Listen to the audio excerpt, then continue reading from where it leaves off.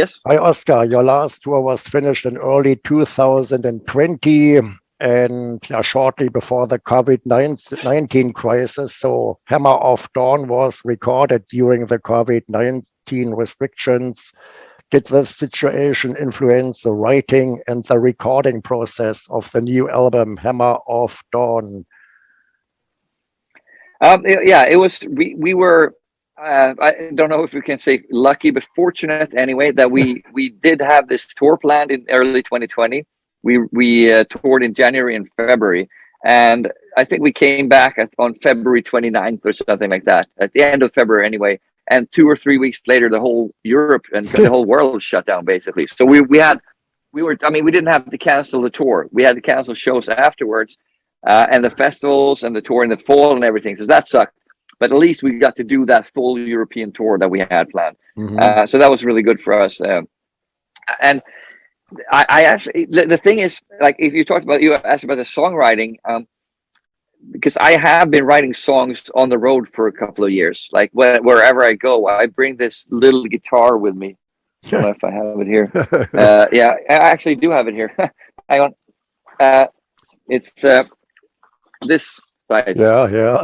So so you can I'm going to show you because it's the best thing that happened to me in the last couple of years. I think it's Oh, this big, yeah. and this part you can put underneath, so it sort of supports you. And there's another part in here to make it a little bit bigger with the body to be easier Mhm, to play on. mhm. And this one fits in my suitcase. So wherever I go, I think the last 4 years, I think wherever I went, I brought this with me, a computer and a small interface where I could, work on songs in Pro Tools and stuff. Mhm. So, and this has been really great because, hang on a second. There you go. This has been a game changer for me, I guess you could say, because I could always only write songs at home, but once I realized I probably should try to do something else and not just be at home because I wasn't home so much anymore. We're Mm. touring all the time. Yeah, yeah. I wanted to use that time on the road, because especially on the road where you have a lot of downtime, there's a lot of free time. You have to fill it with something. I figured, why not try to fill it with something creative? Something that will actually mean something. And I found also that I realized that the live shows, because I always thought that if I write songs on the road, everything I write is just going to sound exactly the same as the songs I'm playing every night. Mhm, mhm. And it turns out that it's not. It's really the opposite, actually, because I found that being on stage is such a great adrenaline rush that you can. I learned to channel that. I get inspired from that and inspired to create new things, not just the same things, but new things.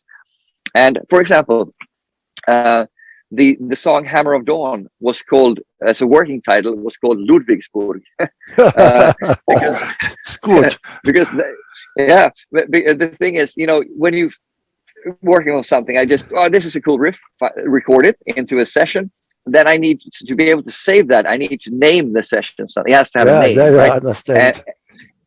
yeah, and just, if I don't want to spend time on thinking about something or coming up with the name, I just put the name of the city I'm in. That I've done that a couple of times. I was actually in Ludwigsburg when I began that song. Uh, and this was on the tour in 2020 we did, and I realized this is going to be probably a good song. I felt it right away. So a couple of days later, we had an off day. I took a hotel room, set up my stuff in the hotel room, brought a few beers, and sat there the whole day and just finished the song. So Yeah, that was a really cool experience. Uh, yeah. same topic. I went in this was in 2018, so even before Dominion was recorded. We were on tour in North America with Flotsam and Jetsam as a special guest, and I was in we were in Ohio, in Cleveland, and I came up with, this is a good idea. I felt, I'm going to try to record this. So I said, just recorded, like I said before. I just recorded and wanted to put something Mhm. to save the session as something, and I saved it as "Hello Cleveland." I don't know if you watched Spinal Tap ever, but that's a very famous quote from Yeah, Spinal yeah, Tap, the yeah. movie "Hello Cleveland." And so that song was already written before the recordings of Dominion, but we already had all the songs we needed, or most of the songs that we needed for that album. So I decided to keep that off Dominion and put it on the next album instead, because I wanted. I sometimes when you write a song, I can feel this is going to be a special song. I mean, there's something special about this song, and I felt that with Brotherhood. So I decided to leave that out of Dominion and put it on the next album to give that song the attention that it deserves. I felt, to give it the space to develop. And I'm really glad I did, because it turned out to be one of the better songs, and the opening track of the album was perfect for that. So I'm very happy that I had the sensibility to do that at that point, and instead of just putting it on Dominion, it would disappear basically, because it would be on the tail end of everything. Would just So that was a good choice. So I started to write early. So when the pandemic actually hit, I probably had about half, at least 60%, maybe even, of the material that I needed for the next album written already. So I had a bit of a leeway there. So the first, from March till, I say, August, maybe September, I was just kept writing stuff, and I kept the momentum going through songwriting, and that was great, because like the pandemic sucked in so many ways. It still sucks. But there can. I'm a big positive thinker, kind of guy. I like to think that there's something positive I can take with me from any experience. And this first summer was great, because we had been touring for a while, for a long time, and this was the first summer that I got to spend with my family in Sweden uninterrupted, without having to go somewhere the next weekend for a festival or whatever. So I felt that was really nice. I enjoyed that. I enjoyed the hell out of that summer. It's kind of like a vacation in a way, But once the fall rolled around, once you go into August, September, October, or September, October rather, I started to lose steam a little bit, because you remember those days. This is in 2020, so things were looking up at the end of the summer.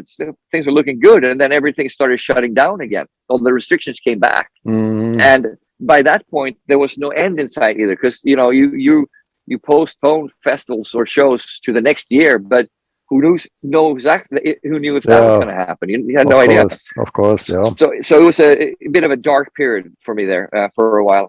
But that was towards the end of the songwriting. I didn't have that many songs left to do. I think I only had one or two, maybe.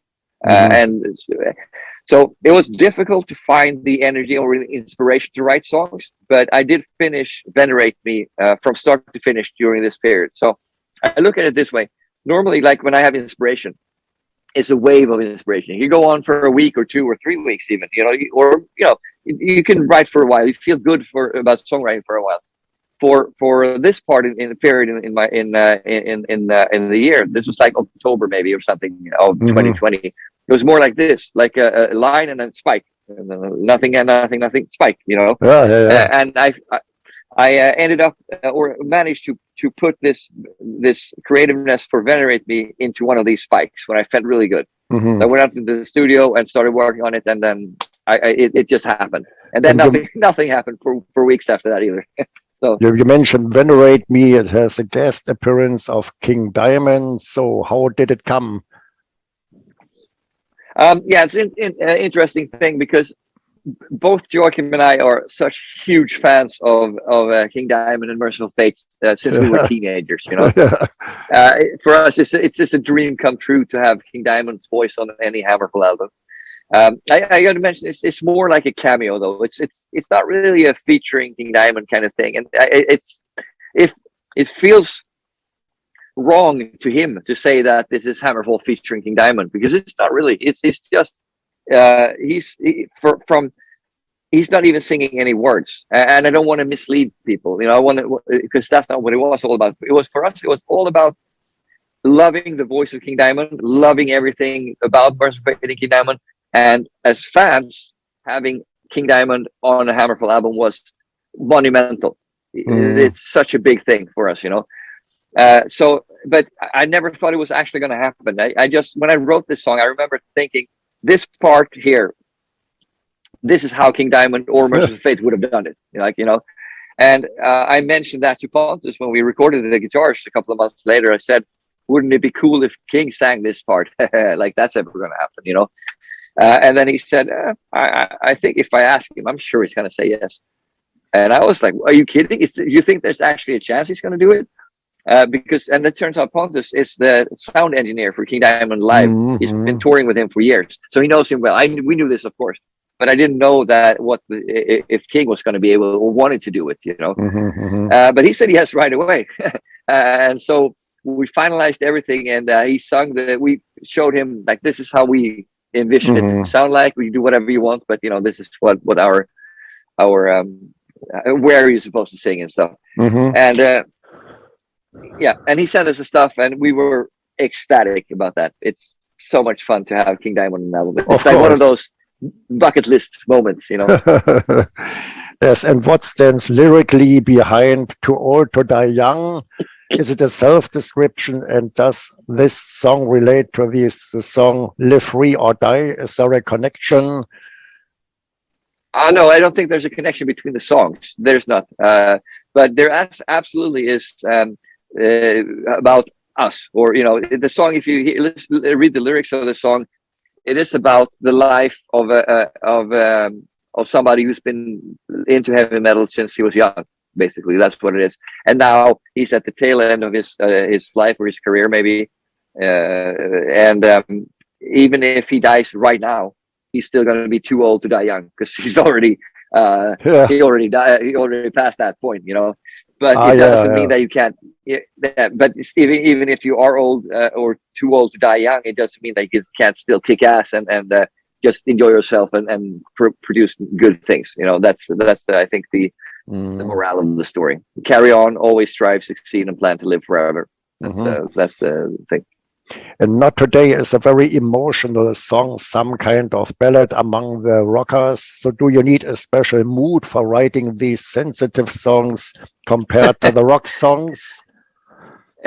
You'd think so, but yeah, not really.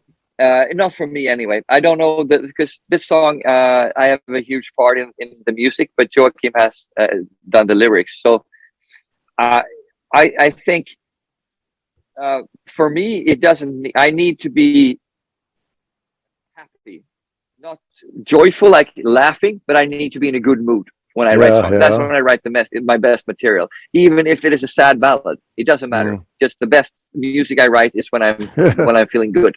It's weird, I know, but of course. that's the way. It's always been this way, and I'm not maybe, as you can tell from talking to me, I'm not really a depressed kind of guy.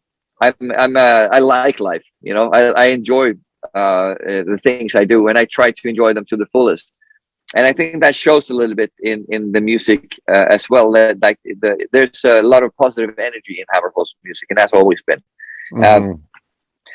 But this song is funny. I wrote. Actually, no, you're right. The basis for this song was done on a extremely warm, sunny porch outside in April, in spring of 2020. I was sitting outside and writing music. I just felt like, oh, this is great stuff. I was writing stuff. But then when I did the vocal melodies, that was all done during the dark time. So I was talking about before, the like October, November, maybe, yeah, probably November of 2020. So and I didn't even mean to. My plan was for Joachim to do the vocal melodies for this one. But sometimes you just go in the studio, you sit down, listen to the stuff, you come up with, oh, this is a great idea. What if he sung like this? And that one just sort of developed. That was a weird thing also, because normally you start with the first line and then work your way down, right? Or through the song. But for this one, the first line I came up with was the last line of the verse. That was the first line I came up with. And then I worked backwards instead. I never done it this way. Just a really weird experience. Yeah. But it turned out great, I think. It turned out really well. So I'm not going to ever try to do that again. But it was not, I didn't even, it also didn't sit down and try to do it. I just listened to it and something just popped into my head. And I like sort of went with it, you know, took the ball and went with it. hmm And so you are the main composer, and Joachim is composing and writing the lyrics. So do the other guys in the band have the right of co-decision and arranging? Can they bring in their own identities and their own ideas? Or is it mainly you and Joachim who are giving the line, giving the direction? It's mainly us doing it. I mean, there's a little bit. I mean, yeah, so the songwriting. When I write a song, I don't. Oh, this riff is great. Then let's have some chords, and I don't just present the half-assed idea to anybody. When I write a song, I do it from start to finish. It's done. I try everything I can think of. I go through, like, I work on the song. It's not just something I come up with and see what happens kind of thing. I work on the song and I listen to it many times during the process. I go back and listen to it to make sure that this is a good song. This really means something. And that way of working also means that even if somebody suggests, what if you play this instead? I usually have already tried that, or at least Yeah, yeah. I came to the idea that this is the perfect way to do it. Mhm, So that's how I write music. It always has been. I've never written just an idea or something. I always write stuff that mhm, I work on to make sure that they are as good as I want it to be. mhm, mhm. But once it comes down with the actual recording, though, for example, David, the drummer, he gets to interject his personality into the drumming. Of course, I mean that's Yeah, inevitable. yeah. Even if he gets to do his own fills and stuff, and we do when he records the drums. Like I said before, I write the songs, so their songs are more or less finished. So I know that this part needs fast drums, this part needs Mhm, double bass mhm. drum, whatever it is. I have ideas about that. He can come with suggestions, but normally I know what I want with these things. Mhm. And once he's sitting there playing, because we record the drums with Fredrik Nordstrom now, the producer from Studio Fredman. So he's also very involved in how the drums of the song, like for example, if this is a good drum fill or not. Like, Mhm. is that the way we want to go? So we sort of discuss this between us three, and David has his ideas. He incorporates his personality. We never say to him, play it like this. We say Yeah, yeah, maybe more in this vein or whatever. And David's personality comes out and fills with yeah. the drumming and everything. And that's great. That means because this album is a really, and there was the same thing on Dominion. It was very vibrant. The drumming was very alive, and I like that. Mhm, It's easy for us to put on the guitars afterwards, and it also makes a much better finished product in the end when the drums feel not static but like an yeah, actual yeah, person yeah, yeah, playing them. yeah. And I guess the same thing goes with the bass as well, because Frederick gets to put on his bass lines. They are, of course, in the background usually, but they're still there. Especially with the mix being the way it is this time, the bass is very. It never takes over, but it's always underneath their line. You can always hear it. And he puts a lot of time into his bass lines, Mhm. and then he thinks, so, this is how like how should I play it? Probably like this. Comes with the idea to the studio. Pontus and him, and sometimes me, go through everything. And when he's playing, I play this instead. Maybe do that and whatever. And then so we rearrange it together. So Mhm. everybody just gets to be a part of the Oh yeah. the input. But the actual songwriting is done by Joachim and myself. Okay. And you mentioned it before, your second guitar player, Pontos, he produces and he engineers your guitars. So isn't it Mhm. a hard task for him because he engineers the same band where he is a musician? Is it hard or? Yeah. No, I don't think he feels it hard at all. I think he's thriving in moments like this.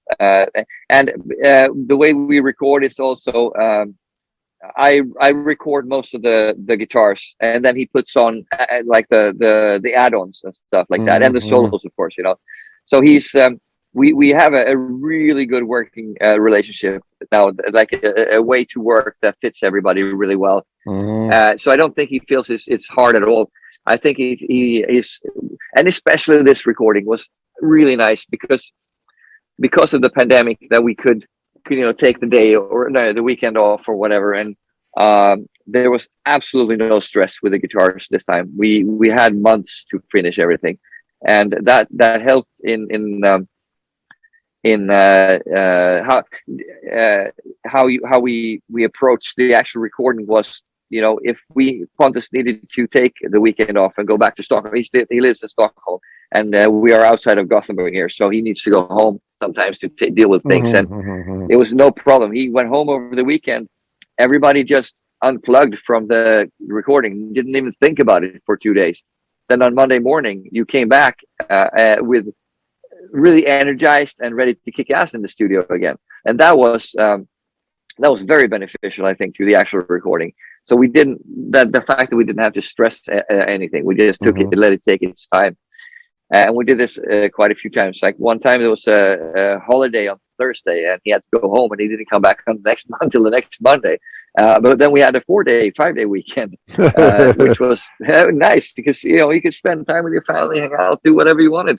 And then on Monday morning, everybody wanted to start recording again. You were like, you never went into the studio. Oh, not again today. There was never any of that. Like it was always, yes, fuck yes, let's go. We want to do this. Yeah, that's a good attitude. So it's a really nice recording in that way. And you mentioned before the co-producer. I guess he's a co-producer. I'm not quite sure. Fredrik Nordström, mixing and mastering. He is involved for a few albums right now. So become he the fixed band member over the years, or how important is he for your work? Yeah, he's for the last couple of albums that we've done with him he's instrumental. Really, he's been really, especially. I mean, he records the drums and he does the mix, and he helps us set the guitar sound. That's what he does. But he doesn't actually.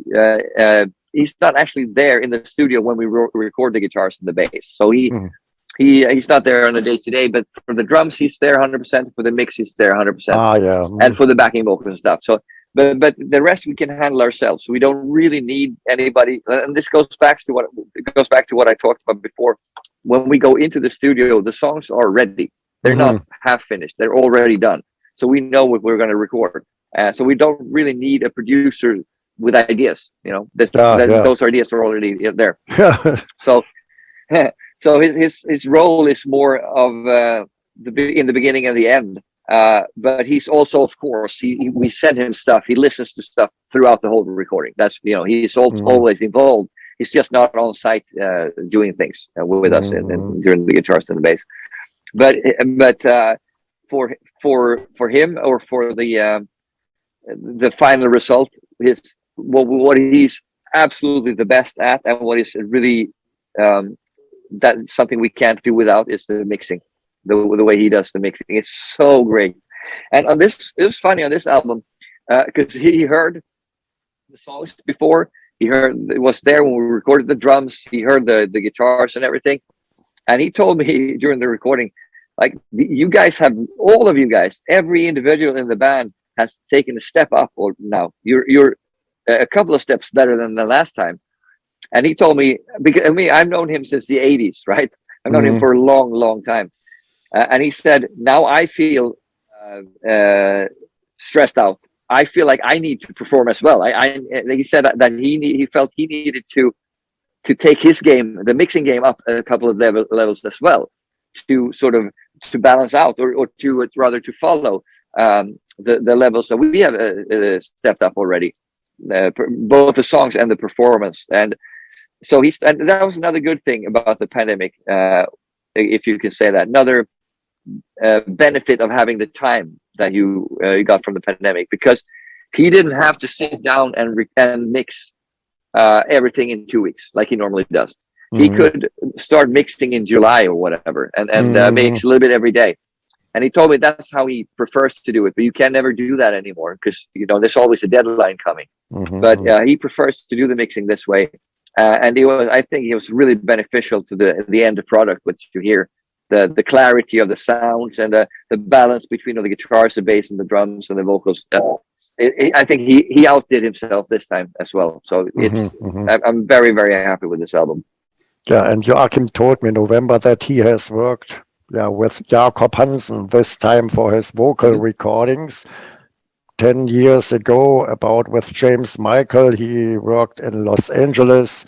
So do you hear a difference in the singing style of your Arkeem on Hammer of Dawn compared to the albums before? Is there a difference, or how would you see it? I don't think so, because again, that goes to the same thing. I mean, Joachim Yeah. goes into the studio knowing to 99% he's gonna sing this. Like, he knows what he's gonna sing to 99% at least. He changes very little in the studio. There's a word here or a word there. Sometimes he has, like, should I sing and or of or what, whatever small Mhm, stuff. mhm, mhm. Uh, but for the most part, he knows exactly what he's going to do. So it's all a matter of him, and the same thing for us. It's a matter of when we go into the studio. It's a matter of the performance more than anything else. And James and Joachim work so well together because Joachim trusts James. He knows him. We've been working, like you said, we've been working with him for 10 years, and they have a really good rapport together. So it was a bit. Well, how what's the word?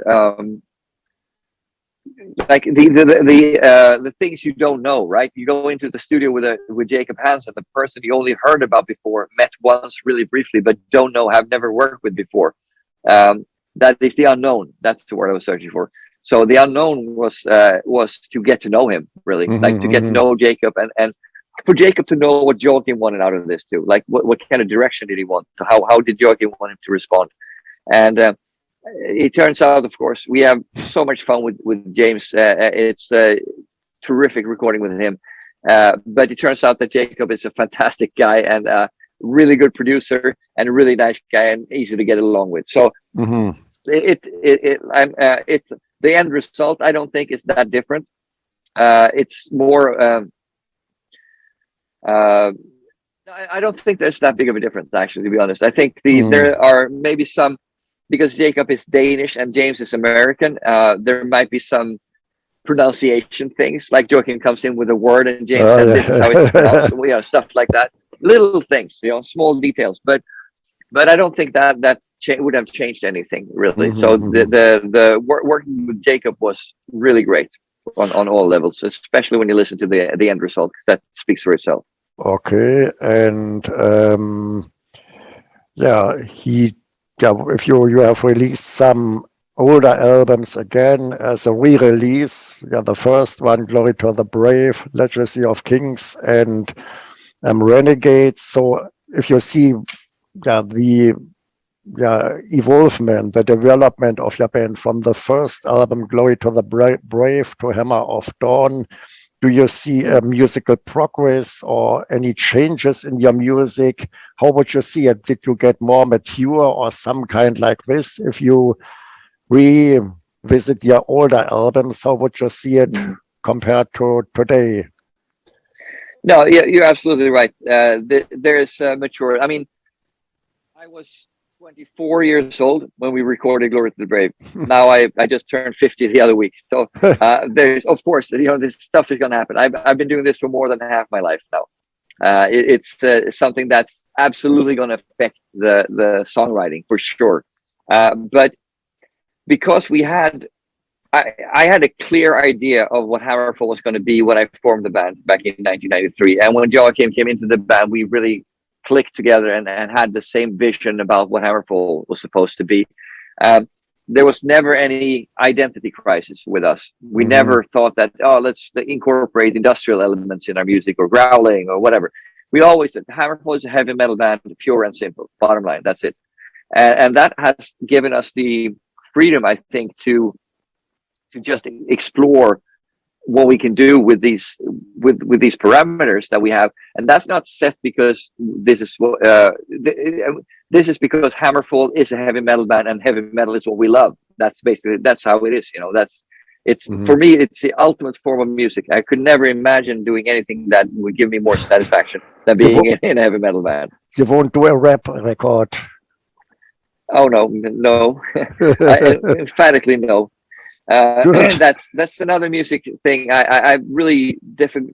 I mean, there's some songs in rap music like I can understand why people like it. I can understand what they get out of it. Mm. But at the end of the day, it's very much poets talking or reading their poems to music. It's not really musicians, really. They're great at what they do. I could never do it, but it's in the end, it's all about the lyrics and the poems that they Yeah, present. I know, I know. And Joachim told me in November that the song Brotherhood describes the relationship of Hammerfall to the fans, the Mm. relationship of you and Joachim and the other three guys included. So will there be an anniversary event to celebrate, 25 years of Hammerfall? I guess it's 25 years this year. Do you plan some kind like that, an anniversary tour or some kind like that? No, we have nothing planned for that. The way we see it is, it was not that long ago that we had the 20th anniversary of Glory to the Rave. Now it's 25th anniversary of Glory to the Rave. There's going to be a 30th anniversary of Glory to the Rave as well. And there's, so, and we talk about this sometimes, and we get this question a lot. But we all feel that as long as we have a brand new album out, a brand new album that we think is, really good, an album that we feel is propelling Hammerfall forward, there's no Mm, reason for us to look back and relive those glory days. We can always do that at a later time when we feel like we don't have anything else to contribute with. If we feel that the new songs we do aren't good enough, or if we feel like this is we're slowing down in creativeness, maybe, or whatever. I don't know what the situation would be like, but as long as we feel like we're moving forward and have momentum, and it's fun to write new songs, I don't think we'll ever consider doing something like that. Going mhm, back and I mean, and the thing is, we have actually done some sort of tribute for the tours, the shows we did in 2017.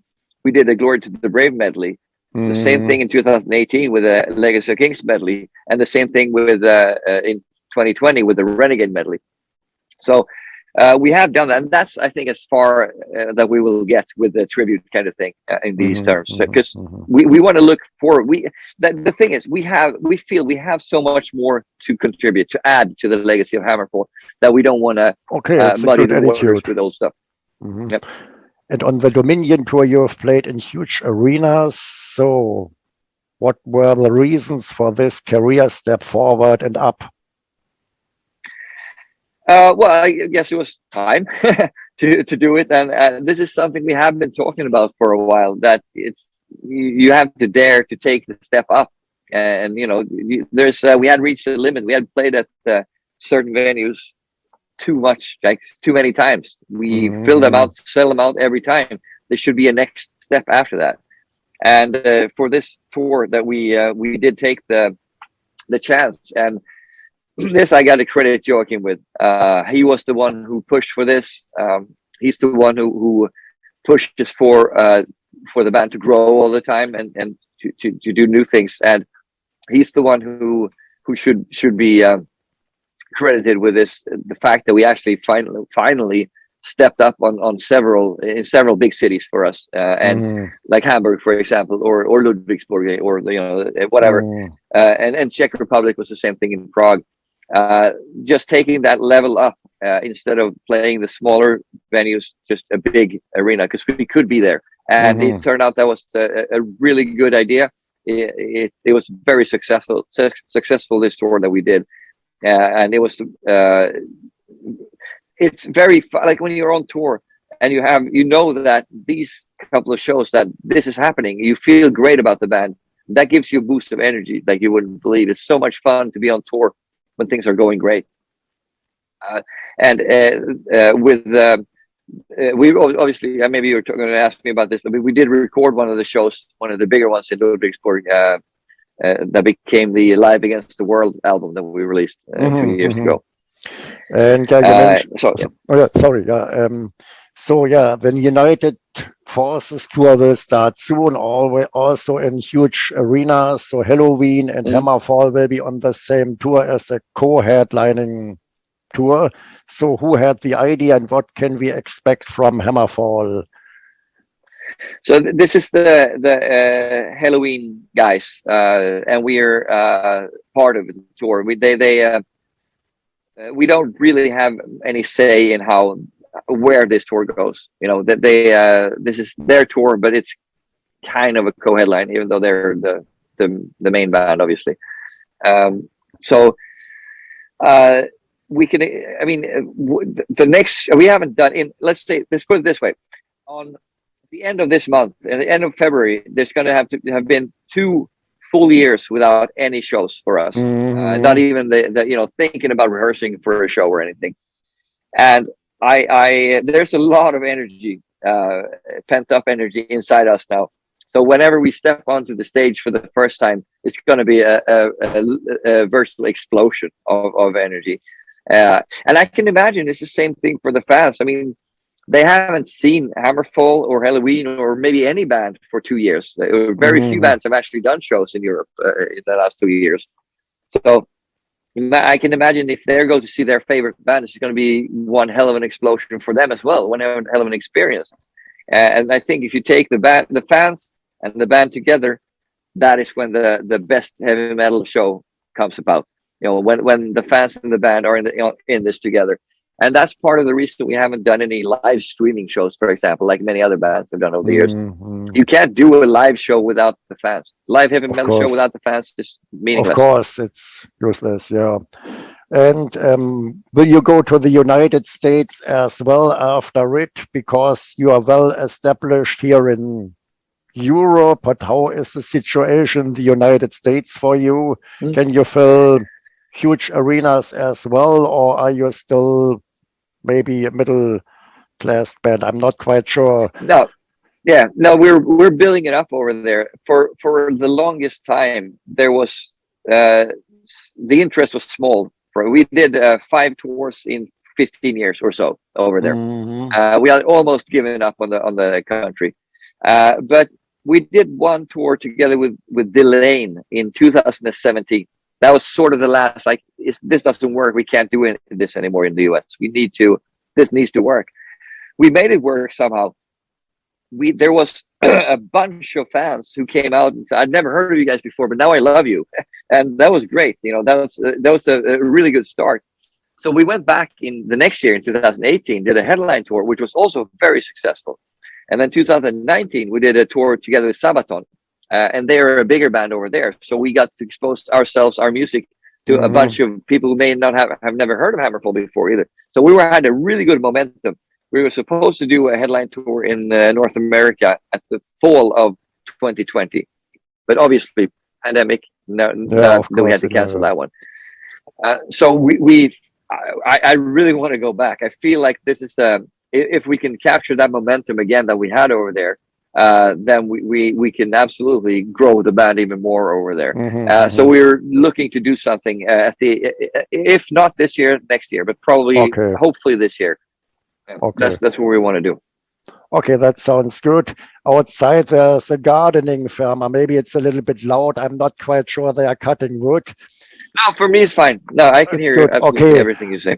These were my questions, and this session will be over in a few minutes. It's about 45 minutes long, so it's nearly over. And these were my questions. I all asked everything. So thank you very much, Oscar, for this nice interview. You will get feedback via the record company. They get the record. Is it okay if we put this interview to YouTube as well? Go ahead. No problem at all. Okay. Thank you very much, Oscar. Huge success with the new album, with the coming tour. Everything is fine. Thank you very much. Thank you so much. It was really a pleasure talking to you. Yeah, as well. Bye-bye. Take care.